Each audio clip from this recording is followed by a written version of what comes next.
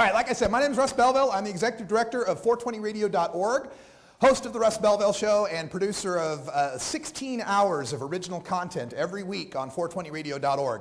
I've interviewed a lot of the people in this room on the show. We do an interview, we do the news, we do analysis, we do music. It's basically NPR for POT. So if you're into that, I got some flyers right there and some stickers. You can pick them up and learn more about the network and what it's all free.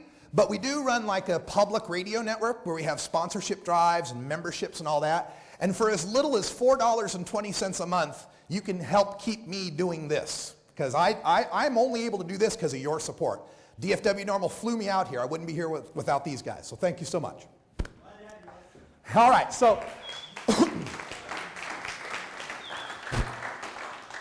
the presentation I have today is called The Box Canyon 2013, and it kind of is the third part of a trilogy. I did this presentation originally in 2010 when I was working for NORML, followed up on it in 2012, and now I've got a follow-up here for 2013. The basic premise here is medical marijuana a path to full marijuana legalization, or is it a path to permanent medicalization?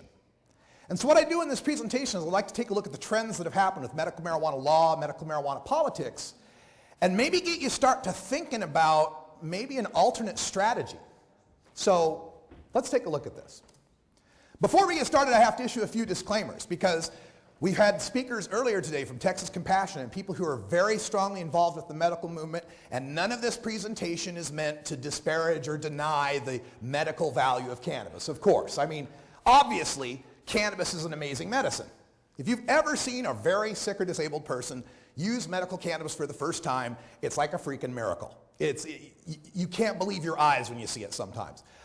There was a great video, I can't remember who the lady was, but it was one of these documentaries where she has, I think it's multiple sclerosis or Parkinson's, one of them where she's trembling all the time and she can't hold her hands steady and she can't talk. And then she smokes a joint and she's like, well, so since I started using cannabis, I've been feeling, I was like, whoa. I mean, it was immediate like that. The trembling, like she takes the joint, she's not even exhaled yet and the tremors stopped. So it's medicine, there's no doubt about that. And of course, we shouldn't be arresting sick and disabled people for using cannabis. That's cruel and unusual punishment. If that's not an 8th Amendment violation, I don't know what is. People like Jonathan Magby in Washington, D.C., who was a paralyzed guy in a wheelchair, they put him in a cell without any of his medicine. He asphyxiated on his own vomit and died in prison for possessing 2 grams of marijuana. So obviously, we don't want to be prosecuting sick and disabled people. Of course, from my point of view, I don't think you should be prosecuting and arresting anybody who uses cannabis, healthy or not. And, you know, we get these terms thrown out, recreational use, medical use, all of this kind of stuff. I like to look at it as personal use. I think it was Cliff mentioned that earlier. It's just personal use. Why you use it is irrelevant. You have the right to use it. But there is a difference between my use, which, you know, if I go without for a couple days, no big deal. Might be a little crabby. But other people go without for a couple days, they could die. So we have to recognize there is that difference, certainly. And of course, if you think everybody should have the right to smoke pot, then you have to support sick and disabled people using pot. I always thought that was so funny when the politics would come out on this and they'd say, oh, you're supporting medical marijuana, but you're one of them legalizers. You're just one of them legalizers. Well, yeah, of course I support medical. What, I'm going to say, no, only healthy people should use it. None for the sick people. Of course legalizers have to support medical marijuana because medical marijuana is actually legalization. And a very limited set of conditions for a very small group of people, but it's a form of legalization. And if you don't have medical cannabis in your state, of course you should fight for a medical cannabis law of some sort. Do what you can to get it passed. But we're going to start taking a look at some of the trends here that might give you an idea of how to deal with the future of medical marijuana. And this is something in NORML we've called the Box Canyon for a while. You know a box canyon, right? That's where, you know, there's a wall on this side, wall on this side, wall in front of you, and there's only one way in and no way out. That's politically what we're talking about a box canyon. And the question is, could medical marijuana become detrimental to the overall cause of legalization? That might sound like a weird question, right? Because, gee, didn't Colorado and Washington have medical and then 12, 13 years later have legal? How could it possibly be detrimental? Well, I'm going to show you that That was then 20th century. This is now 21st century, and the politics have changed. We have to frame our medical marijuana arguments the right way. So I'm going to give you a look at what we've used throughout the 20th century and how it's kind of set us into a trap. We're going to look at the different legislation, what has been passing in the 21st century, to give you an idea what the trap looks like. We're going to talk about the politics of this. How could the public mood, because a lot of people have gotten up here and say, 85% of the public supports medical marijuana. What could swing that against us? I'm a cynic. I'm always looking for, I came up and I've had numerous talks with Keith Stroup about, the 70s, and they decriminalized 11 states, and the polls went from 12 to 30%, and the next thing you know, 1978, marijuana will be legal. And then Reagan came, and Just Say No, and the parents' family groups, and all that. There was a big backswing. And I'm a student of history, so I believe, if you don't know your history, you're doomed to repeat it. So if we don't think about that history of decrim and how the public's will changed like that, we could be subject to that same problem. And how are we going to fight for medical marijuana with an eye toward legalization? Now, people have mentioned this as the old camel's nose under the tent or the Trojan horse.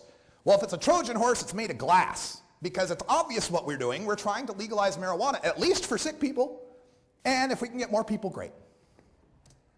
So, part of this depends on a concept called framing. It's a neuro-linguistic concept that George Lakoff is one of the major proponents of. Framing, first of all, Lakoff is this guy I'm going to be taking some information from. He says all politics is moral. Somebody earlier today said something about facts, science, reason, and logic, how they're on our side. We've got the facts, the science, the reason, and logic.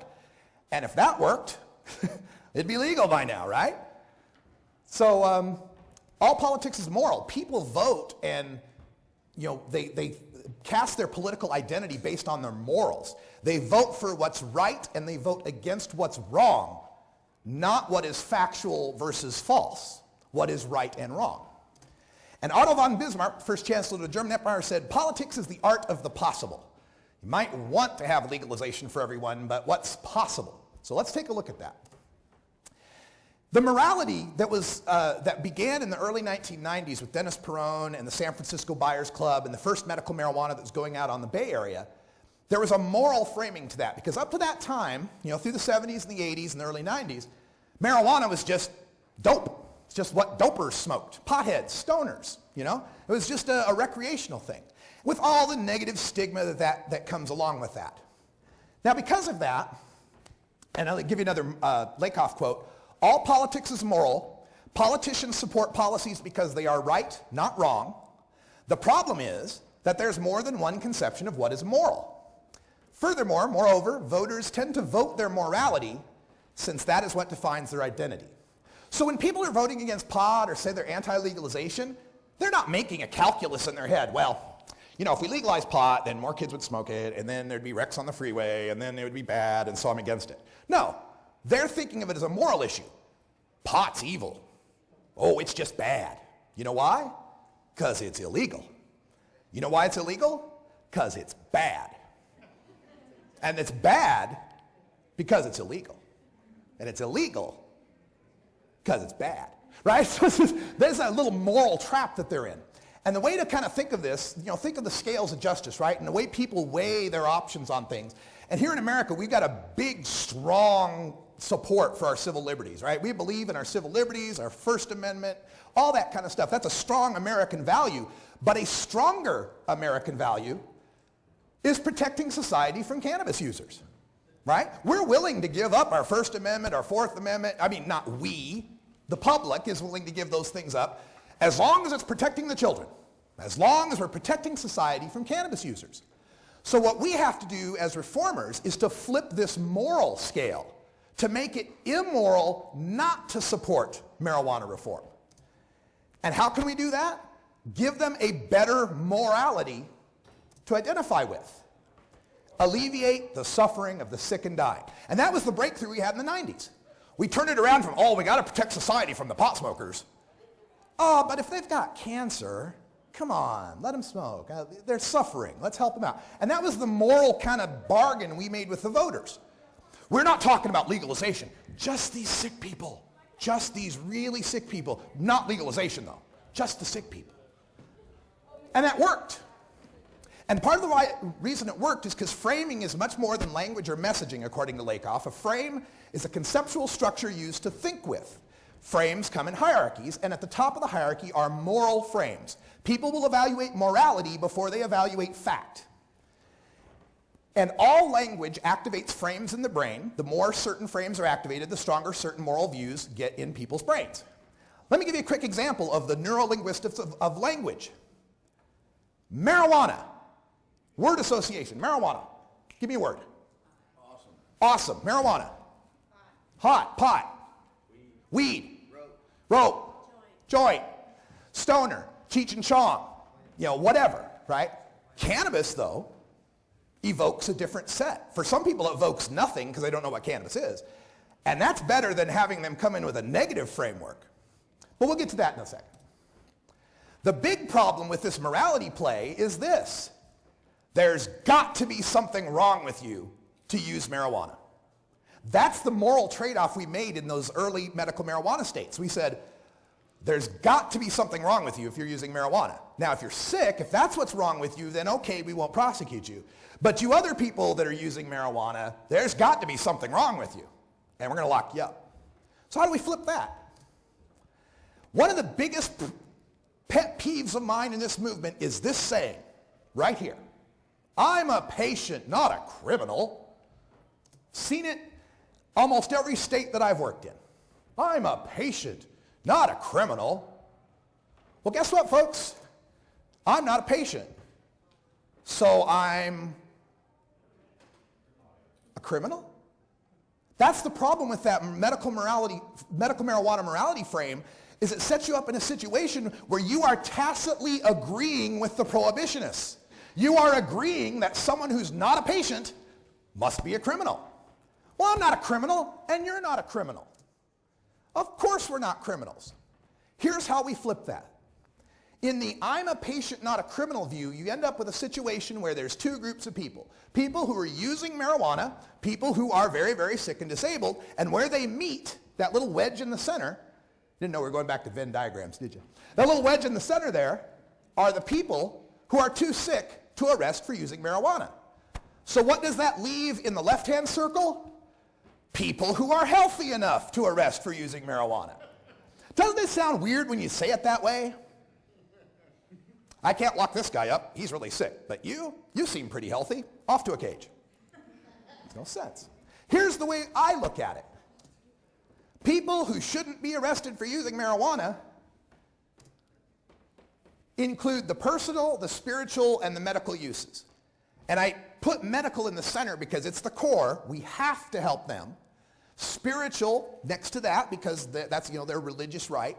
But then personal use, it's all personal use. When you're using marijuana spiritually, it's not Cliff that's using it, it's you. It's personal. How could it not be personal use? And what this has led to is a situation where the states are forced to separate patients from criminals. They're forced to try to figure out who's healthy enough to lock up. And the problem is, when you make your protection based on why you use marijuana, you are tacitly giving the power of someone to decide if your why is good enough. That's not the way rights work. When I have my freedom of speech, people don't say, well, why are you going to give that speech, Russ? Because I feel like it. That's all. It's my freedom of speech.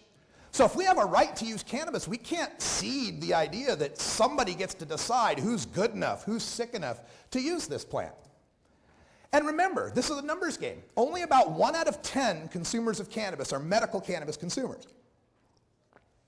Although Dennis Perone disagrees with you a little bit, he says all use is medical, which it's a whole other thing I don't want to get into right now, but about 1 out of 10 people are medical marijuana consumers. The other 9 out of 10, people like me, they're going to find the loopholes. Not all of them.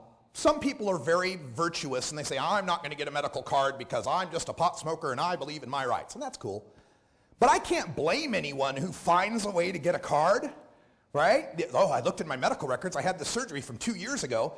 The pain really isn't that bad, but it's good enough to qualify for Oregon. Who's not going to get themselves a card that keeps them out of jail?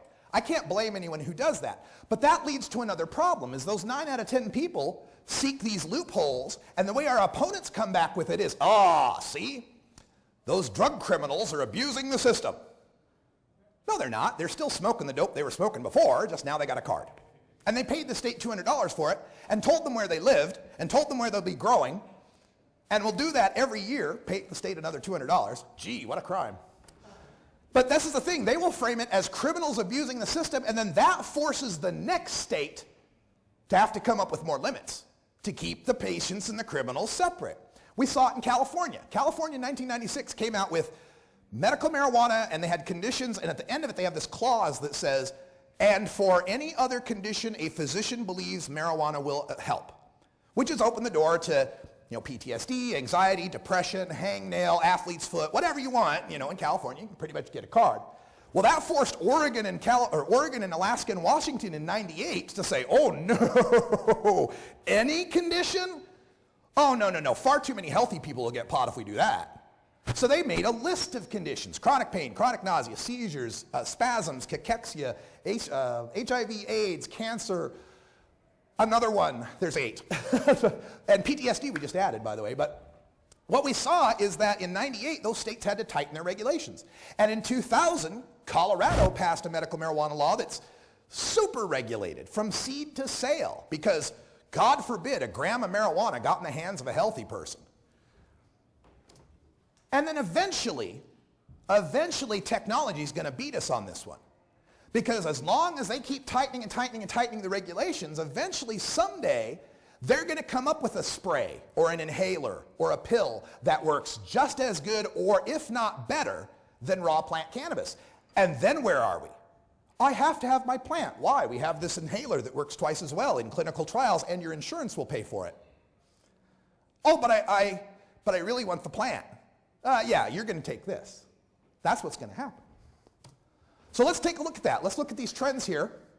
A great warrior in the medical marijuana movement. If you don't know this man's name, Dr. Todd Micarea, write it down, look it up. This is one of the fathers of medical marijuana in this country, one of the most important activists we ever had. And he said, cannabis has been categorized in contradictory and diverse ways, subject to political context. Semantic characterizations are important in shaping institutional policy. Now the flip side of that is his rotundity, Governor Chris Christie of New Jersey, who said, and I quote, "We do not want to become a Colorado or California. I don't want this to become a cottage industry for unscrupulous doctors who will write prescriptions no matter what, and for folks who might run these facilities who care more about profit than they care about compassionate care for the individual citizens who try to qualify for it." So Chris Christie, again, is the archetype of we really got to restrict the program to keep the stoners out. And we'll show you how. I made this chart just the other day. This is a chart of the medical marijuana laws in America and how many plants they'll let you grow at home. Your own medicine that you can grow. Now we start with California. And California, I kind of faded it because there's really not a limit in California. California's law actually says a doctor can recommend as many plants as you need. It could be 99 plants, and if your doctor wrote that down, then you're okay. Well, in '98, Washington, Oregon, and Alaska said, whoa, as many plants as you want? Oh, hell no. Washington limited theirs to what's called a 60-day supply. How much is a 60-day supply of marijuana? Well, for me, it's a lot. But a 60-day supply of marijuana in Seattle turned out to be 6 plants. But in Spokane, turned out to be 2. And in the Tri-Cities, where they really hate pot, it turned out to be, well, bust you anyway. So they made such a loose regulation that the county sheriffs in the different counties could kind of make the law whatever they wanted it to be. Oregon set their limit originally at 3 mature plants, 4 immature plants. Alaska set its at 3 immature, 3 mature. Maine set theirs to 6 plants total. Colorado in 2000, 3 and 3. Hawaii and Nevada in 2000, 3 and 4.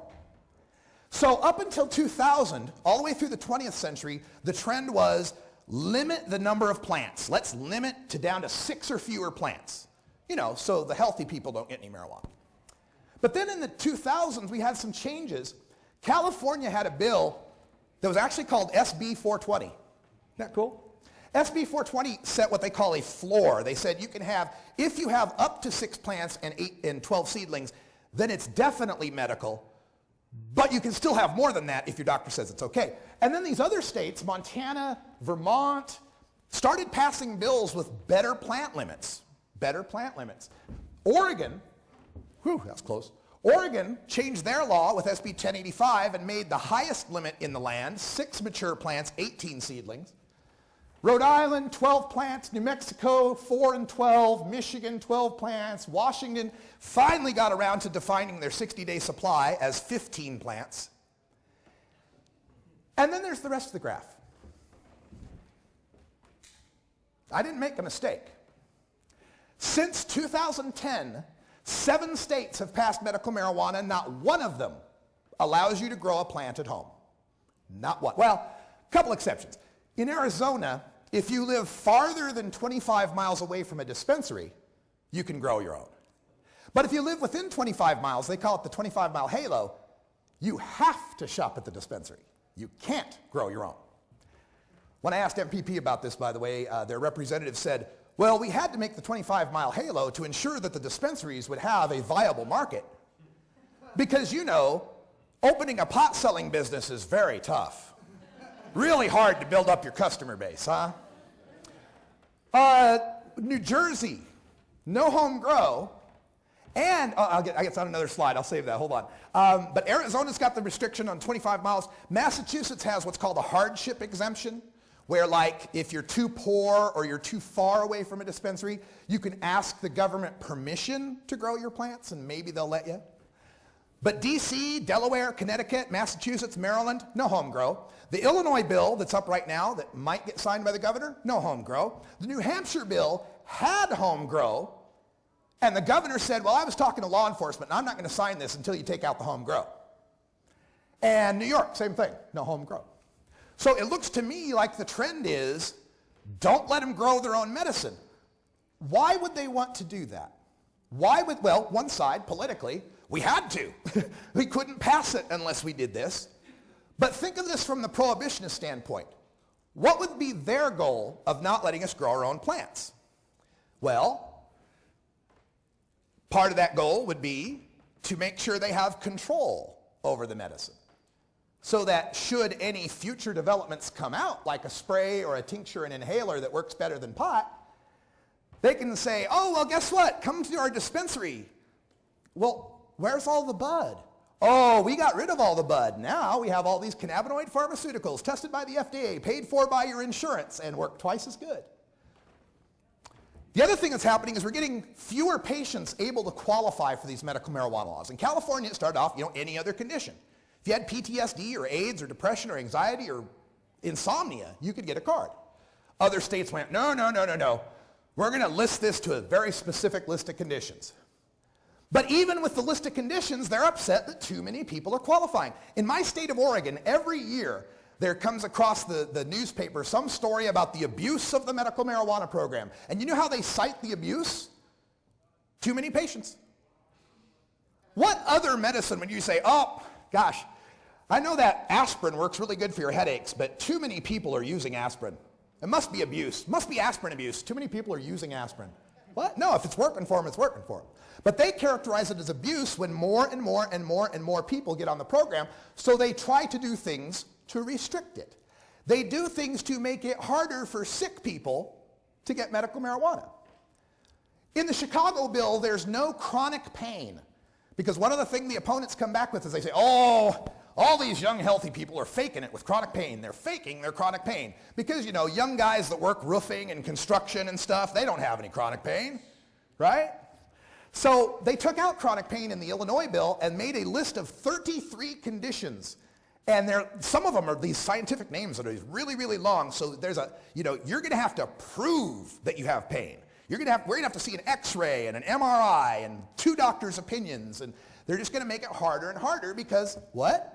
They have to separate the patients from the criminals. Montana went and outright repealed its medical marijuana law. Repealed it. Only the veto of the governor saved it. And then the follow-up bill was such a restrictive bill that the activists in Montana call it repeal light. Their medical marijuana registry went from something like 30,000 patients to something like 3,000 in the span of a year. 30,000 to 3,000 because 27,000 people suddenly got healthy. No. Now, just because they made the hoop so high to jump through that some of the sickest people couldn't jump through it. Oregon, in order to combat our abuse, they raised the medical marijuana program fee from $100 to $200. If you're on SSI, it went up from $20 to $100. Because, you know, people on SSI, they got money to burn. So, and when they did this, the legislature actually said we're doing this partially to raise money for some other budgets that they couldn't balance, which that right there, oh, so you couldn't figure out your budget, so let's make the sick people pay for it. That's pretty sick, isn't it? But the other side of this, they said, we're going to raise this to $200 to have fewer people register. Now, I thought about the logic of that. Let's assume there's a guy like me who's relatively healthy trying to fake his way onto the medical marijuana program. If it's $100, all right. $200, all right. But that guy on SSI, it's not all right. What they did by raising the price to $200 is weeded out the sickest and most disabled who can't afford the program anymore and did nothing for guys like me or maybe even guys using the system to deal weed, right? I'll sell a bag and make up that $200. So all they do by restricting these laws, and they have to keep restricting them because, again, we got to separate the patients from the criminals, all they do is make it worse for the patients and no less hard for the criminals. In New Jersey, to keep their system all tight and pristine, they don't have just a patient registry, they have a doctor registry. Your doctor has to sign a form with the state that he is recommending cannabis to people. They don't make doctors sign forms for OxyContin or Dilaudid or any of those other things, but if he wants to recommend a safe, non-toxic therapeutic herb, he's got to register with the state. Now, that's turned a lot of doctors off. I don't want to do that. I don't want to be known as the pot doc. And Governor Christie has decided there should be a limit on 10% on the THC in a plant. 10% THC, or as we call it back in Oregon, swag. If it's medical, you want it to be more THC, more CBD. You want more cannabinoids. That's the medicine. That's like saying, oh, we only want an aspirin pill that's 10% salicylic acid.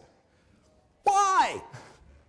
And then finally, this Illinois one, in addition to those 33 conditions that they require, a 30 or a 90-day relationship with your doctor, which if you don't know about medical marijuana states, a lot of times what happens is if I go to my regular doctor, my regular GP, and I say, hey, I'd like to try cannabis, he'll probably say, get out of my office. Because they have prescription pads that are signed by the DEA, and any talk of Schedule I drugs makes them scared of being on that registry. And in a lot of places, the doctor likes cannabis and would recommend it, but he can't, or she can't, because they work for the VA, or because they work at a hospital that gets federal grants, or because they work for a clinic that has a drug testing policy or an insurance policy. There's a million excuses why regular doctors won't recommend cannabis, so a lot of people get their records from their regular doctor, take it to a clinic like THCF, like Alt Mid Choices, we got a bunch of them, that specialize in medical marijuana, to get their card. And you know what our opponents do with that? In Oregon, they say, 80% of all medical marijuana cards are signed by 5 doctors. Yeah, that's kind of like saying 100% of the abortions in Wichita are performed by one guy, because there's only one guy, right? Same with medical marijuana. The reason a few doctors write so many recommendations is because the other doctors can't or won't. So it's a stupid argument they make. Now, how could this pendulum swing back on us? How could people be against medical marijuana when it seems to be so popular? Well, you remember Barry McCaffrey, the old drug czar? He said, I think it's nonsense. This is mostly Cheech and Chong show for the quasi-legalization of marijuana. And then Judge Judy, who once said, don't pee on my leg and tell me it's raining. And the reason I bring these up is because there's beginning to be a bit of don't pee on my leg and tell me it's raining with respect to medical marijuana. And again, I'm not demeaning the medical utility of marijuana. I'm talking about the politics. You hear it all the time, and people talking about, oh, they're faking it. The latest poll that came out and said that medical marijuana enjoyed 85% support in America also said 30% of the people thought that it was being used for legitimate medical purposes. So a large group of the people who support medical marijuana, they know that a lot of people aren't really medical, but they still support it. But how could this swing back on us? Medical marijuana is a hoax. Mayor Bloomberg of New York City just said this. He actually said medical marijuana is a hoax, especially if it's in a 64-ounce Big Gulp cup. That's a Bloomberg joke. Anyone? All right. Well, here's why he thinks this. I go to medical marijuana events all over the West Coast, billed as medical this or medical that. Most people don't enter raffles or use vending machines to get their medicine, but they do with medical marijuana. Most people don't gather in large groups to have judging competitions on their medicine. Welcome to the 2013 Insulin Cup, where we all get together and compare insulin and make sure we got the best. Who makes the best insulin? Well, to the general public, this seems like a hoax to them. Most people don't take ridiculously large doses of medicine, like the 12-foot vapor bag or the quarter-pound joint. Most people say, oh, really? Medicine? Really? Most medicines don't advertise by price. I know you're all jealous. This is $45 for top shelf eighths. I know in Texas you're all going, really? Yeah, 45 bucks an eighth. Oh, it's a 4-gram eighth, by the way, not a 3.5 gram. And finally, most medicines aren't sold through sex appeal, except Viagra. Those are the 420 nurses. They're at almost every event in what I call medical shorts. They're not hot pants, they're medical shorts. They're there in their medical shorts, their low-cut tops, they got the little, porn set nurse's hat kind of thing. And the mainstream sees that and goes, yeah, right, medical, sure. Now, this is the reality we live in out on the West Coast, and the unfortunate thing is this reality infects the East Coast, and this is what Chris Christie and all those guys on the East Coast don't want to see happen with their medical marijuana. The other danger is that pharmaceuticalization is coming. Remember our little Venn diagram. People that use natural cannabis and get arrested for it, and the people who are very sick and disabled, and where they meet, we have people we don't arrest for cannabis. But soon enough, we've got FDA trials underway for Sativex. It's a spray. It's a THC CBD spray. Works very well for multiple sclerosis and other issues. There are other inhalers and pills that are currently in development. Health and Human Services of the federal government actually backs a change in scheduling for marijuana if it's going to be used for cannabis pharmaceuticals. This is amazing. THC in the marijuana plant is illegal. It's a Schedule I drug. When they make Marinol and the Schedule III legal pot pills, they make a synthetic THC. They do a bunch of chemical, bend a molecule here, and they make a synthetic THC. Well, the poor pharmaceutical companies have been complaining about that. Gosh darn it, it's so hard to make these synthetic things. Can't we just use the natural THC? And Health and Human Services actually backs a rule change that says if a pharmaceutical company gets some THC from the plants grown in Mississippi, well, then we'll call it Schedule III. But if you grow a plant and get some THC from it, why, that's Schedule I and you go to federal prison. Amazing. Pharmaceutical corporations have more rights than we do to this plant, at least in the government's eyes. And remember that moral conflict. The original moral conflict that got us medical marijuana was, you can't let the cancer patients suffer. My God, what kind of jerk are you? How dare you let this cancer patient suffer? Oh, you're the worst person ever. Well, that's a moral conflict, and that's what caused those voters that hate pot. They went, well, yeah, I hate pot, but gosh, cancer, that's awful. Well, as soon as all these sprays and inhalers and stuff come about, those people start using the cannabinoid drugs, and the rest of us are left out by ourselves as people to arrest for cannabis. These new cannabinoid drugs will give the patients all the relief they get without the pesky high. They always call that a side effect. The high of cannabis is a terrible side effect because, people in pain with cancer, they shouldn't feel good. They shouldn't be happy, right? And if we end up in this situation, we are left in the same moral space as people who abuse prescription medications. We will be looked at like the OxyContin abuser or the cough syrup chugger once this happens. And fighting only for medical kind of paints you into a corner eventually. If you said, I'm a patient, not a criminal, and now you're backing a legalization effort, so now you're for the criminals? What? You said they were criminals before. People who said medical marijuana isn't a Trojan horse for legalization. No, this is just legal, this is just medical, has nothing to do with legalization, it's a separate issue. And then our opponents go, Colorado, Washington, they had medical and it became legal. So that's a hard argument for us to make anymore, that it's just about medical, because they can point to 2 states and say, really? People who said we need a doctor's permission to use cannabis. We're going to make a cannabis regulation. You have to get a doctor's permission slip. You have to get a recommendation. And then you go fight for legalization. What changed? Did cannabis get less dangerous? Did cannabis get less of a problem? No. So now they're wondering, well, were you BSing us back then when you were asking for the doctor's notes? Or is that just political expediency? Now we get kind of trapped there.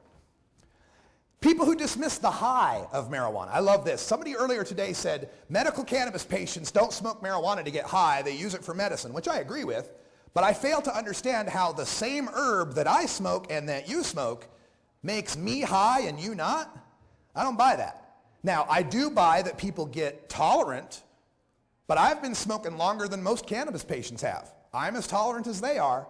Whatever effect I'm feeling, they're feeling. It's one plant. It does not change. If I am standing with a Rastafarian, a patient, and myself, and we pass a joint, it does not go from being sacrament to medicine to dope. It's the same plant. It's the same joint. And folks that are trying to expand the medical access, well, let's add more conditions. Let's make it easier to get on the program. Let's make it so more people can get involved there. Once again, still leaves you in the space of tacitly admitting that healthy people need to go to jail. And the Dennis Perrone claim of all use is medical, all use is wellness falls flat when most people hear it. Although I kind of believe it's true in a limited way. I think cannabis is almost like a nutrient or a vitamin like that we take for preventing bad things from happening. I think that's a better argument than all use is medical, because when you say all use is medical, you activate the frame of medical, which activates doctors and lab coats and pill bottles and all those things. So I would get away from all use is medical and maybe go toward wellness or prevention. All right, so I brought up all these problems. Now you're probably thinking, oh my God, Russ, we're never going to get legalization in Texas. We're going to be lucky if we can get medical. Now you got us all worried about this medical. Well, I'm a cynic by nature. Part of this is just to get you thinking about the paths that could be taken. I'm going to show you now how you can fight for medical with an eye toward legalization so you don't get caught in these traps later. Don't think of an elephant. What'd you just think of? I'll bet none of you thought of a rhinoceros. And the idea behind don't think of an elephant is the idea that a phrase or a term lives in a frame. And even negating that frame activates that frame. If I say, here's the perfect example. The perfect example of using a frame where you're saying one thing and everybody believes you're saying something else. Some of my older audience know this one. I am not a crook. What did you just think Nixon was when he said that? A crook, right? You can't negate a frame. You have to go around it. You have to repaint things, and this is what I'm going to show you. And then let's remember the words of Francis L. Young. Marijuana in its natural form is one of the safest therapeutically active substances known to man. We got that quote because NORML sued the DEA, and that's what we got out of it. Didn't get any change in law, but at least we got them to admit that it's medicine. So let's go back to our moral dilemma. We allow medical marijuana because it alleviates suffering for patients, and that's more important than protecting us from the healthy dopers. How do we flip that morality? Because again, politics is moral, has very little to do with fact, science, reason, and logic. How do we flip the morality on them? I think this is the way we do it. Medical marijuana laws treat patients like second-class citizens. Do you know any medical insulin patients? Do you know any medical OxyContin patients? How come marijuana is the only one we say medical marijuana patient, as if the person is sick with marijuana? You know, other patients are known as cancer patients, diabetes patients, you know. We don't call them patients based on the drug they take, we call it based on the affliction they suffer. Only marijuana does this. So what we do is we reframe this to say, by creating medical marijuana laws, you are discriminating against the sick and disabled, which sounds weird at first. What? But check it out. Here's how this works. Under medical marijuana laws, patients still lose their jobs, their housing, their child custody, organ transplants, right to a firearm. They put on pain contracts so that they can't get their oxy if they pee positive. All sorts of health care options are restricted for them. In some states, they're passing drug testing for welfare, for unemployment. So if you're a sick person on cannabis, you're a second-class citizen. You're being treated Jim Crow. You got a separate water fountain. Patients in the states that allow home grow are victims of home invasions if they're growing marijuana in their neighborhoods. Patients are forced to pay inflated prices for medical marijuana because the black market dictates what the price is. If 9 out of 10 smokers are paying $300 an ounce, then 1 out of 10 smokers are going to end up paying $300 an ounce. That's the way economics works. And this is the one that sticks the most for me. Patients can only use cannabis as a last resort. That's another thing the medical marijuana frame has brought to us, is this idea that, well, all right, you tried the oxy, you tried the Dilaudid, you tried the surgeries. I suppose now we can let you use some marijuana. Yeah. When really, as safe and non-toxic as it is, it should be the first thing people are trying, not the last.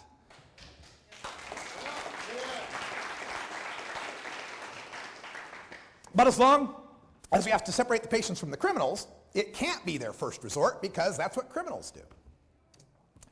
And a patient is always considered guilty until proven patient, right? When the cop pulls you over and he smells the pot, you're a criminal at that moment until you can prove you're not. I don't think any patient is a criminal, and they shouldn't have to prove anything. Nobody should have to prove anything. So how are we going to flip this? Oh, one more point. Not every deserving patient will get on the medical marijuana program. My ex-wife still runs a clinic in Oregon. She had to deny a medical marijuana card to a hospice patient with 2 months left to live.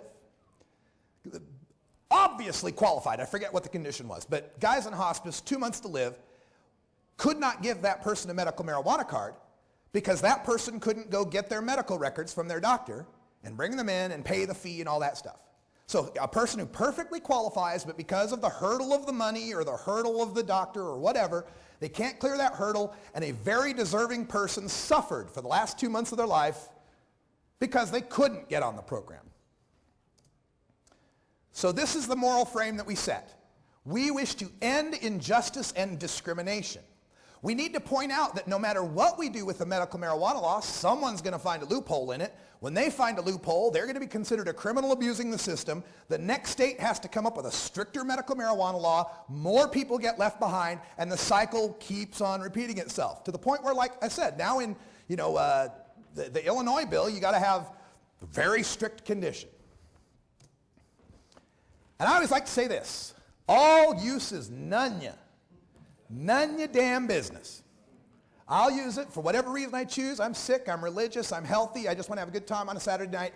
All use is none ya. Let's turn marijuana back into the right that it is and get it away from all this moralization.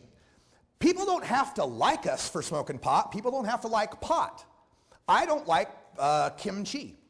I had a Korean neighbor once, cooked kimchi. You ever smelled that stuff? Oh, worst stuff, right? But that's your right. You're right. So it was a little smelly. I can get over that. You have a right to cook kimchi. Even though it affected me a little bit, that's the right. And we need to get this back to a discussion of rights. Why are we restricting people's right to use this cannabis plant? And why are we trying to make sick people jump through hoops that they don't have to jump through? So let's embrace legalization. It's not a Trojan horse. It's trial legalization. If they come out, you come out with a medical bill and they say, oh, it's a Trojan horse. You're trying to legalize pot. Say, yeah, for sick people. We're trying to legalize pot for sick people. And then maybe healthy people later, but let's not even talk about that now. Let's talk about the sick people. Don't rush away or try to say, no, we'll never legalize, because you don't believe that, do you? You want to legalize, don't you? Come on now. And they can feel that. They can sense that. And if they come back with these threats of abuse, like in Oregon when they say you're abusing the program, I always like to say they're not abusing. They're eager to comply. They want to be legal. I mean, what kind of abuse is it when a guy who was a pot smoker then goes to a doctor, gets his medical records, goes to a second doctor, gets a recommendation, goes to the state and pays $200, tells the state where he lives, agrees to follow certain limits on the marijuana that he uses, tells the state where the marijuana is being grown, and does this every year? Wow, that's some abuse. That's some real abuse there, isn't it? $200 a pop. The state of Oregon made $1 million on their surplus. Every year they run a surplus on their medical marijuana program. So it's not abuse of the system, it's people who want to follow a law. And then you can transition that into, hey, look, if these guys are so desperate to go see a doctor and pay $200 just to follow a law, why don't we just make it legal and let them follow that law? That's a way that you can kind of jujitsu that into legalization. And then finally, the all uses none. It's not about just a medicine, it's a personal choice. Doesn't matter whether pot heals me or not, it's my personal choice. And the pharmaceuticalization that's coming, we can fight that by getting them away from the smoking. They want to stick it to smoking. No medicine is smoked. Smoked marijuana is not a medicine. It's never smoked. You'll notice they always say smoked. So get them out of that. Say very few medical marijuana patients smoke. Most use tinctures or vaporizers or capsules. Also, we can demonize Big Pharma. We can use that fear against the pharmaceuticalization of cannabis. Say, why should patients have to wait for a 3-year FDA trial for a pill that's going to be marked up 15,000% when they can plant a seed and heal themselves? Yeah. We can emphasize that planting your own marijuana is a self-sufficiency angle. And it's a safety angle. We can point out that it's so much safer than the pharmaceutical drugs. It's therapeutic, exactly. Oh yeah, planting and growing itself. I've talked to so many patients who, they say being able to get into that garden and get in the dirt and feel something living and growing at my hands is so therapeutic, especially people at their end of their lives, in those hospice situations, gives them something to look forward to, absolutely. And then the other thing I like to do is when they start talking about Sativex or any of these cannabinoid pharmaceuticals, co-opt that. Say, yeah, these cannabinoid pharmaceuticals are great. So the real thing must be pretty good too, huh? Right? It's always amazed me that they can say that the raw plant's Schedule 1, but once we put it in a pill, it's Schedule 3. Seems kind of the opposite. Also, they like to say, we don't smoke opium to get the benefits of morphine, so why should we smoke cannabis to get the benefits of marijuana? I like to say, yeah, we don't chew willow bark to get aspirin either, but we don't arrest anybody that chews willow bark. We don't arrest anybody that grows willow trees. Just because it's not the most efficient way to get aspirin doesn't mean it's an illegal way to get aspirin. And that's what we need to do, make that comparison with cannabis, right? Don't be against the cannabinoid pharmaceuticals, because those could help people. I mean, that'd be great. But alongside regular cannabis, not instead of natural cannabis. And I like the marijuana-marinol hypocrisy, right? Marijuana, 10 to 20% THC in a bud, deadly Schedule 1 substance. Marinol, 100% THC in a pill, Schedule 3. Huh? That makes no sense at all. It's the only situation in the entire U.S. pharmacopoeia where the more potent drug is on the lower schedule. Only situation. And remember, it's not if we're going to fight for medical marijuana, because obviously we have to, but how we fight for medical marijuana is going to make the difference. This is a civil rights fight, so I'd like to quote Rosa Parks, who said, "The only tired I was tired of giving in." And the legendary Jack Herer, who said, "You live 2 years longer than people that don't smoke and don't drink, and 8 to 24 years later than people that do. You got to be out of your mind not to smoke dope." So it's not if we fight, but how we fight that gets us all to the full legalization of marijuana. I'm Radical Russ Belville. This presentation is available online, as are all of my presentations at 420radio.org. You're welcome to download them and use them how you like. Thank you for having me out.